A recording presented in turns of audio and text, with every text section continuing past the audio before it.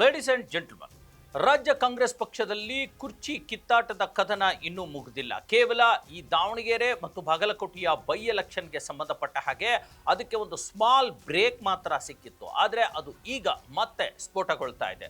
ಈ ಮೂಲಕ ಮತ್ತೆ ಮುಖ್ಯಮಂತ್ರಿ ಗಾದಿಗೆ ಏರಬೇಕು ಅನ್ನುವಂಥ ಡಿ.ಕೆ. ಶಿವಕುಮಾರ್ ಅವರ ಆಸೆ ಮತ್ತೊಮ್ಮೆ ಗರಿಗೆದರಿದೆ. ಪಕ್ಷದ ಪರವಾಗೂ ಸಾಕಷ್ಟು ಕೆಲಸ ಮಾಡ್ತಿರ್ತಕ್ಕಂಥ ಡಿ.ಕೆ. ಶಿವಕುಮಾರ್ ಇವತ್ತು ದೆಹಲಿಗೆ ಹೋಗ್ತಿದ್ದಾರೆ. ರಾಹುಲ್ ಗಾಂಧಿ ಅವರನ್ನ ಭೇಟಿ ಮಾಡಿ ಶತಾಯಗತಾಯ ನನಗೆ ಮುಖ್ಯಮಂತ್ರಿ ಮಾಡಿ ಅನ್ನುವಂಥ ಆಗ್ರಹಕ್ಕೆ ಅವರು ಹೋಗ್ತಾ ಇರ್ತಕ್ಕಂಥದ್ದು. ಇದರ ಜೊತೆಗೆ ಡಿ.ಕೆ. ಶಿವಕುಮಾರ್ ಬಳಿ ಇನ್ಯಾವ ಬತ್ತಳಿಕೆಗಳಿವೆ ಮತ್ತು ಹೈಕಮಾಂಡ್ ಅಷ್ಟು ಈಸಿಯಾಗಿ ಡಿ.ಕೆ. ಶಿವಕುಮಾರ್ ಅವರ ಮನವಿಯನ್ನ ಒಪ್ಪಿಕೊಂಡು ಬಿಡುತ್ತಾ? ಜೊತೆಗೆ ಹೈಕಮಾಂಡ್ ಸಿದ್ದರಾಮಯ್ಯನವರ ಪರವಾಗಿ ಎಷ್ಟು ಮಟ್ಟಿಗೆ ಇದೆ, ಎಲ್ಲದರ ಕುರಿತಂತೆ ನಾನು ನಿಮಗೆ ಮಾಹಿತಿಯನ್ನು ಕೊಡ್ತೇನೆ. ನೀವು ನೋಡ್ತಿದ್ದೀರಾ ನೆಲ ಜಲ ಭಾಷೆಗಾಗಿ ಪ್ರಾಮಾಣಿಕ ಪತ್ರಿಕೋದ್ಯಮ ನಿಮ್ಮ ಫೋಕಸ್ ಟಿವಿ. ನಾನು ಹಬೀಬ್ ದಂಡಿ.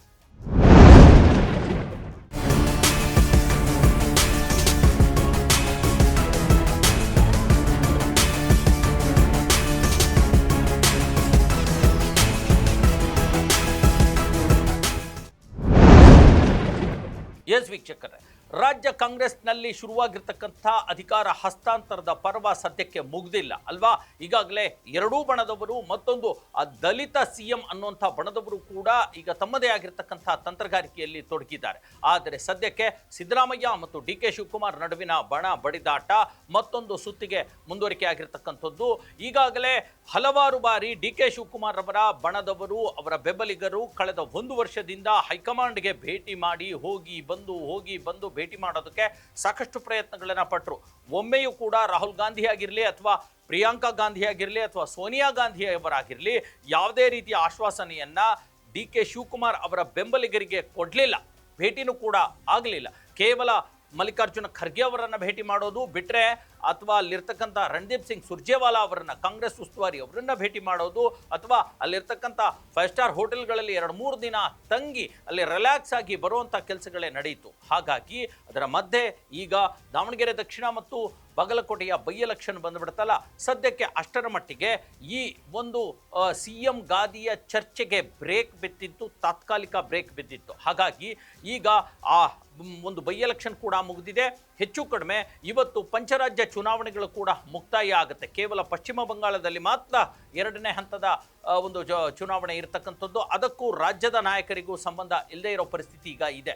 ಹಾಗಾಗಿ ಡಿ.ಕೆ. ಶಿವಕುಮಾರ್ ಅವರಿಗೆ ಅಸ್ಸಾಂ ಚುನಾವಣೆಯನ್ನು ವಹಿಸಲಾಗಿತ್ತು, ತಮಿಳುನಾಡು ಚುನಾವಣೆಯನ್ನು ವಹಿಸಲಾಗಿತ್ತು, ಕೇರಳ ಚುನಾವಣೆಯನ್ನು ಕೂಡ ವಹಿಸಲಾಗಿತ್ತು, ಪುದುಚೇರಿಯನ್ನು ಕೂಡ ಅವರು ಹೋಗಿ ಬರ್ತಾ ಇದ್ರು. ಹಾಗಾಗಿ ಈ ಎಲ್ಲ ಒಂದು ಪಂಚರಾಜ್ಯಗಳ ಚುನಾವಣೆ ಇವತ್ತು ಮುಕ್ತಾಯ ಆಗಿರೋದ್ರಿಂದ ಇವತ್ತು ಸಂಜೆಯೇ ಡಿ.ಕೆ. ಶಿವಕುಮಾರ್ ಸ್ವತಃ ತಾವೇ ದೆಹಲಿಗೆ ಹೊರಟು ನಿಂತು ಬಿಟ್ಟಿದ್ದಾರೆ.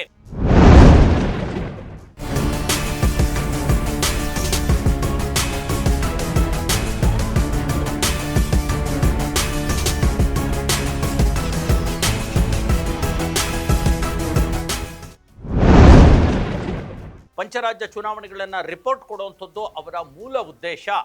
ಪಂಚರಾಜ್ಯ ಚುನಾವಣೆಗಳಲ್ಲಿ ಯಾವ ರೀತಿ ಕಾಂಗ್ರೆಸ್ ಪಕ್ಷಕ್ಕೆ ಜಯ ಸಾಧಿಸ್ಬೋದು, ಎಷ್ಟು ಸೀಟ್ ಗೆಲ್ಬೋದು, ಏನೆಲ್ಲ ಆಗ್ಬೋದು, ಮತ್ತು ಯಾವ ರೀತಿ ಅಲ್ಲಿರ್ತಕ್ಕಂಥ ಸ್ಥಳೀಯ ಪಕ್ಷಗಳೊಂದಿಗೆ ತಮಿಳುನಾಡಿನಲ್ಲಿ DMK ಜೊತೆಗೆ ಕೇರಳದಲ್ಲೂ ಕೂಡ ಸ್ಥಳೀಯ ಸಂಸ್ಥೆಗಳೊಂದಿಗೆ ಪಕ್ಷಗಳೊಂದಿಗೆ ಹೇಗೆ ಹೊಂದಾಣಿಕೆ ಮಾಡಿಕೊಳ್ಳಲಾಗಿದೆ ಮತ್ತು ಅಸ್ಸಾಂನ ಕಥೆ ಏನು ಅನ್ನೋದ್ರ ಕುರಿತಂತೆ ಅವರು ಮಾಹಿತಿಯನ್ನು ಹೈಕಮಾಂಡ್ಗೆ ನೀಡ್ತಾರೆ. ಆದರೆ ಇದರ ಜೊತೆಗೆ ತಮ್ಮ ಒಲವು ಆಗಿರ್ತಕ್ಕಂಥ ಮುಖ್ಯಮಂತ್ರಿ ಗಾದಿಯ ಹುದ್ದೆಗೆ ಏರಿಸುವಂಥದ್ದನ್ನು ಕೂಡ ಅವರು ಒತ್ತಾಯ ಮಾಡಲಿದ್ದಾರೆ. ಈಗಾಗಲೇ ಬಹುತೇಕ ಹೈಕಮಾಂಡ್ ಅವರಿಗೆ ಒಂದು ಆಶ್ವಾಸನೆ ಕೊಟ್ಟಿತ್ತು, ಪಂಚರಾಜ್ಯ ಚುನಾವಣೆಗಳು ಮುಗಿಯೋವರೆಗೂ ಯಾವುದೇ ತೀರ್ಮಾನಗಳನ್ನು ತೆಗೆದುಕೊಳ್ಳೋದಿಲ್ಲ, ಅಲ್ಲಿವರೆಗೂ ತಾಳ್ಮೆಯಿಂದ ಇರಿ ಅನ್ನುವಂಥ ಒಂದು ಮಾತನ್ನು ಹೈಕಮಾಂಡ್ ಡಿ.ಕೆ. ಶಿವಕುಮಾರ್ಗೆ ಹೇಳಿತ್ತಂತೆ. ಹಾಗಾಗಿ ಇವತ್ತಿಗೆ ಪಂಚರಾಜ್ಯ ಚುನಾವಣೆಗಳು ಕೂಡ ಮುಗಿಯುತ್ತೆ. ಕೇವಲ ಪಶ್ಚಿಮ ಬಂಗಾಳದ 2ನೇ ಹಂತದ ಚುನಾವಣೆ ಮಾತ್ರ ಬಾಕಿ ಇರುತ್ತೆ. ಹಾಗಾಗಿ ಇವತ್ತೇ ಹೋಗಿ ಆ ಪಂಚರಾಜ್ಯಗಳ ಲಿಸ್ಟ್ನ ಜೊತೆಗೆ ಅಲ್ಲಿನ ಡೀಟೇಲ್ಸ್ನ ಜೊತೆಗೆ ತಮ್ಮ ಒಂದು ಕುರ್ಚಿಯ ಆಸೆಯನ್ನು ಕೂಡ ಹೈಕಮಾಂಡ್ ಎದುರು ರಾಹುಲ್ ಗಾಂಧಿ ಎದುರು ವ್ಯಕ್ತಪಡಿಸಿ ಬರಲಿದ್ದಾರೆ, ಪ್ರಿಯಾಂಕಾ ಗಾಂಧಿ ಎದುರು ವ್ಯಕ್ತಪಡಿಸಿ ಬರಲಿದ್ದಾರೆ. ನೋಡಿ, ಈಗಾಗಲೇ ಹಲವಾರು ಬಾರಿ ಜನವರಿ ಡಿಸೆಂಬರ್ನಿಂದಲೇ ಅವರು ರಾಜ್ಯ ಒಂದು ಅಧಿಕಾರಕ್ಕೆ ಅವರು ಪ್ರಯತ್ನ ಪಡ್ತಾ ಇದ್ರು. ಈ ಹಂತದಲ್ಲಿ ಪ್ರಿಯಾಂಕಾ ಗಾಂಧಿ ಅವರಿಗೆ ಒಂದು ಆಶ್ವಾಸನೆಯನ್ನು ಕೊಟ್ಟಿದ್ರು, ಅಸ್ಸಾಂ ಚುನಾವಣಾ ವೀಕ್ಷಕರಾಗಿ ನೇಮಿಸಲಾಗಿದೆ, ಸ್ವಲ್ಪ ಸಮಾಧಾನದಿಂದ ಇರಿ, ಅದು ಮುಗಿದು ಬಿಡಲಿ ಅನ್ನೋಂಥ ಮಾತು ಹೇಳಿದ್ರಲ್ವಾ. ಹಾಗಾಗಿ ಈಗ ಅದಕ್ಕೆ ಟೈಮ್ ಬಂದಿದೆ. ಜೊತೆಗೆ ಈಗಾಗಲೇ ರಾಜ್ಯ ರಾಜಕಾರಣದಲ್ಲಿ ಸಿದ್ದರಾಮಯ್ಯನವರ ಬಣದಿಂದ ಬೇರೆ ಬೇರೆ ರೀತಿಯ ತಂತ್ರಗಾರಿಕೆ ನಡೀತಾ ಇದೆ. ಅಲ್ಪಸಂಖ್ಯಾತರು ತಿರುಗಿ ಬಿದ್ದಿದ್ದಾರೆ, ಸಿದ್ದರಾಮಯ್ಯನವರ ಬಣದವರು ಬೇರೆ ಬೇರೆ ರೀತಿಯ ಡಿಮಾಂಡ್ ಮಾಡ್ತಿದ್ದಾರೆ, ಸಚಿವ ಸಂಪುಟ ವಿಸ್ತರಣೆಗೆ ಡಿಮಾಂಡ್ ಮಾಡ್ತಿದ್ದಾರೆ. ಮಾಡಿದ್ದಾರೆ. ಮೇ 5ರಂದು ಹಿರಿಯ ಸಚಿವರು, ಹಿರಿಯ ಶಾಸಕರ ತಂಡ, ಸುಮಾರು 30ರಿಂದ 40 ಜನ ಶಾಸಕರ ತಂಡ ಮೇ 4ಕ್ಕೆ ಇವತ್ತು ಲಿಸ್ಟ್ ರಿಸಲ್ಟ್ ಬರುತ್ತೆ ಬೈ ಎಲೆಕ್ಷನ್ದು. ಅದಾದ ನಂತರ 4ರ ಸಂಜೆನೆ ದೆಹಲಿಗೆ ಹೋಗೋರಿದ್ದಾರೆ. ಆ ಒತ್ತಡ ಎಲ್ಲ ಶುರುವಾಗೋದಕ್ಕಿಂತ ಮುಂಚೆ ನನ್ನ ಕೆಲಸ ಮಾಡ್ಕೊಂಡು ಬಿಡೋಣ ಅನ್ನುವಂಥ ನಿಟ್ಟಿನಲ್ಲಿ ಡಿ ಕೆ ಶಿವಕುಮಾರ್ ದೆಹಲಿಗೆ ಹೊರಟು ನಿಂತಿದ್ದಾರೆ. ತಮ್ಮ ಫೈನಲ್ ಫೈಟ್ ಮಾಡಲಿದ್ದಾರೆ.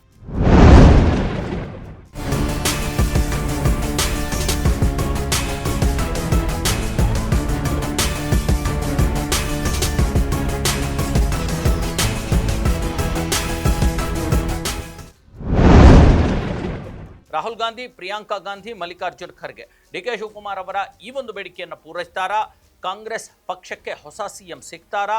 ಸಿದ್ದರಾಮಯ್ಯನವರ ಪದಚ್ಯುತಿ ಆಗುತ್ತಾ? ಎಲ್ಲವಕ್ಕೂ ಕೂಡ ಶೀಘ್ರದಲ್ಲೇ ಉತ್ತರ ಸಿಗಲಿದೆ. ಎಸ್ ವೀಕ್ಷಕರೇ, ಇದಾಗಿತ್ತು ಇವತ್ತಿನ ಅಪ್ಡೇಟ್. ಮುಂದಿನ ಇದೇ ತರಹದ ಸುದ್ದಿಗಳಿಗಾಗಿ ನೋಡ್ತಾ ಇರಿ ಫೋಕಸ್ ಟಿವಿ.